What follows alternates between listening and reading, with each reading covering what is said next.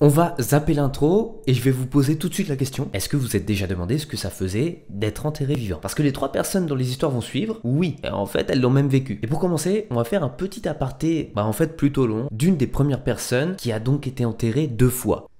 Si je dis une des personnes, c'est surtout parce que c'est déjà arrivé beaucoup de fois avant celle-là. C'est juste que cette personne-là en particulier, son cas a été très médiatisé et ça a même créé plusieurs légendes qui sont donc assez connues aujourd'hui. C'est donc l'histoire de Marjorie McCall. Il faut déjà savoir que ça se passe au XVIIIe siècle, donc une époque où il y avait déjà beaucoup d'épidémies et aussi et surtout une époque où les gens étaient très pauvres et donc ne subsistaient que par des vols pour certains. Et parfois même, ils déterraient les morts pour prendre leurs bijoux. Vous êtes bien dans l'ambiance là? Donc tout ça, ça se passe au début du siècle, en 1700 à Lurgan en Irlande. Marjorie est mariée à un médecin et tout va bien dans leur vie jusque là. Seulement, comme je vous l'ai déjà dit, c'est une période assez sombre en ce qui concerne les maladies, qui sont aujourd'hui bénignes, mais à l'époque elles étaient quand même sacrément mortelles. Et c'est donc comme ça que Marjorie se retrouve à avoir une fièvre. Son mari s'en inquiète beaucoup, si bien qu'elle finit par en mourir et être enterrée quelques jours après à la hâte pour ne pas propager l'épidémie. Mais si on remonte un petit peu avant son enterrement et qu'on se pose le jour de sa veillée funèbre, on peut observer qu'il y a une grande effervescence autour d'elle. Et c'est pas forcément parce que tout le monde est en deuil. Non. C'est surtout parce que Marjorie,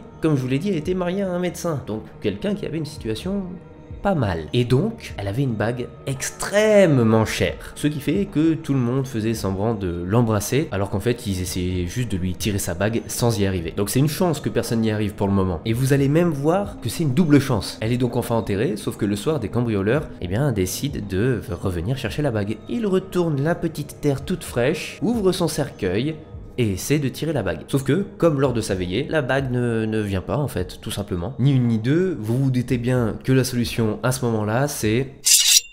Donc, il commence, forcément, sauf que il ne s'attendait pas à ce que Marjorie se réveille en hurlant. Mais forcément, ça fait quand même un petit peu mal quand on essaye de sectionner un truc. Et à partir de ce moment-là, il y a plusieurs versions de l'histoire. Il y en a une qui dit qu'un des cambrioleurs est mort sur le coup, il est tombé, voilà, pour la remplacer dans la tombe, et les autres se sont enfuis. Et une autre histoire dit simplement qu'ils se sont tous enfuis et qu'ils n'ont plus jamais cambriolé les tombes. Bref, une bonne résolution jusque-là. Mais ça ne s'arrête pas là. Ce soir-là, son mari et ses enfants étaient en train de pleurer, de faire leur deuil finalement, ce qui est normal quand même, jusqu'à ce qu'ils entendent toquer à la porte. Et là d'un seul coup le mari il se dit « Ah, j'ai l'impression que c'est votre mère qui toque à la porte, c'est exactement comme quand elle toquait à la porte avant. » Et il croyait pas si bien dire, en fait c'était vraiment elle qui était revenue à la maison. En même temps, tu veux faire quoi à ce moment-là? Et donc au niveau de cette partie de l'histoire, toutes les versions s'accordent. Quand il l'a vue, il a fait une crise cardiaque et il est mort sur place. Donc Marjorie finit par se remarier, par avoir d'autres enfants, jusqu'à ce qu'elle décède pour de vrai et soit enterrée dans le même cimetière.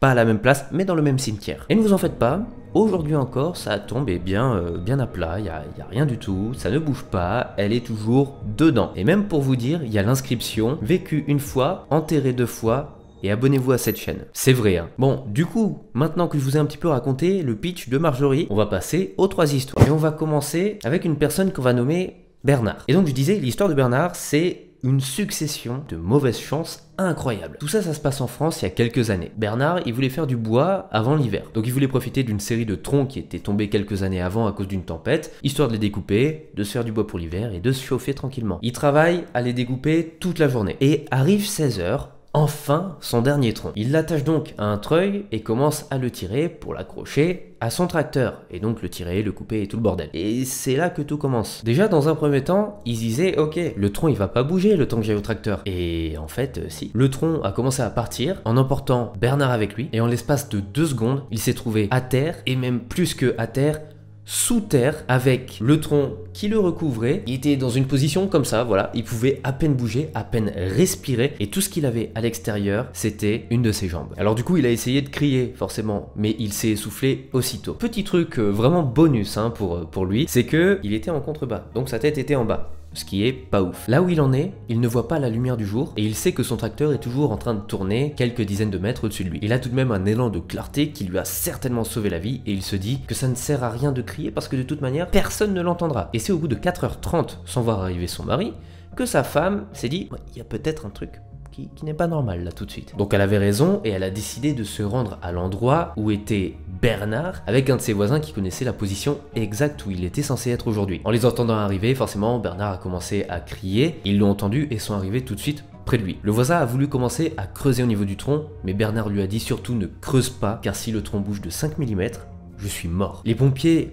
bien heureusement, arrivent un petit peu après, et Bernard se dit ça va, dans 1 heure c'est fini. Pas du tout, et loin de là. Le terrain est très pentu, le tronc peut bouger à tout moment et écraser Bernard d'un coup. Et donc forcément le camion des pompiers, il n'est pas équipé pour ce genre de situation. En plus de ça, ils expliquent à Bernard qu'il va falloir prendre vraiment beaucoup de temps pour soulever le tronc, parce que s'il le soulève d'un coup, il va mourir aussi. Tout simplement parce que son sang, forcément, écrasé par le tronc, circulait extrêmement mal. Et que donc, en enlevant le tronc trop vite, l'afflux sanguin exploserait tout simplement Bernard à l'intérieur. Et en fait ça, Bernard il s'en est très vite rendu compte, parce que quand l'opération a commencé, donc quelques heures après, et juste quelques millimètres, ça lui a fait horriblement mal. Il a cru mourir alors qu'en fait il était juste en train de ressentir son sang qui circulait partout dans son corps. C'est au bout d'à peu près 4 heures d'intervention qu'il a réussi à sortir et qu'il a été transporté à l'hôpital par hélicoptère. Résultat, après 6 jours de réanimation, 5 kilos en moins, un pneumothorax et un muscle inutilisable temporairement, Bernard s'est remis.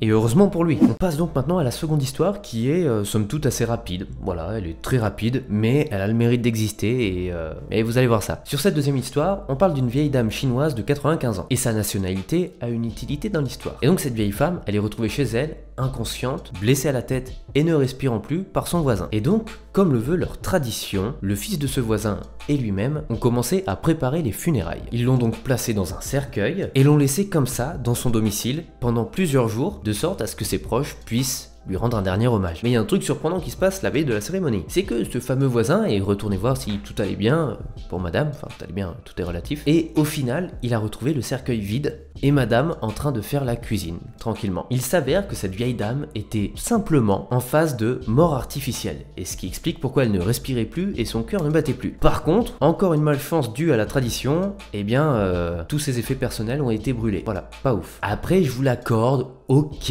elle n'a pas été enterrée, mais elle était quand même dans un cercueil vivante, donc ça compte un petit peu pour les histoires, non? Et enfin, la dernière histoire est la plus violente, on va l'appeler The Revenant.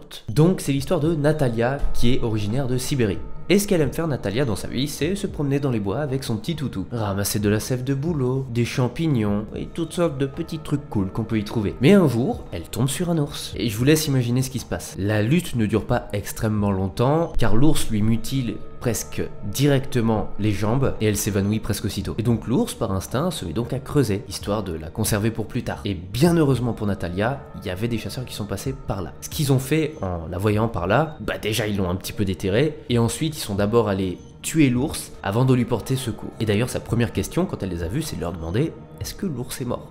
Juste au cas où, vite fait, ça peut être pratique, hein, histoire qu'on soit pas 3 macabées au même endroit. Et rassurez-vous, depuis elle s'est vraiment très bien remise de cet événement. Et d'ailleurs, elle a même dit que ça lui avait redonné vie. Bon, alors oui, c'était pas que des histoires de personnes enterrées vivantes dans un cercueil, mais elles étaient sous la terre, vivantes, et elles étaient pas censées être là. Voilà, je vous remercie d'avoir suivi cette vidéo, je vous dis à bientôt. Bien évidemment, n'oubliez pas de vous abonner, de laisser un like, un commentaire, d'aller sur le Utip comme d'habitude, ça fait toujours plaisir. Puis moi je vous dis à bientôt, voilà, salut.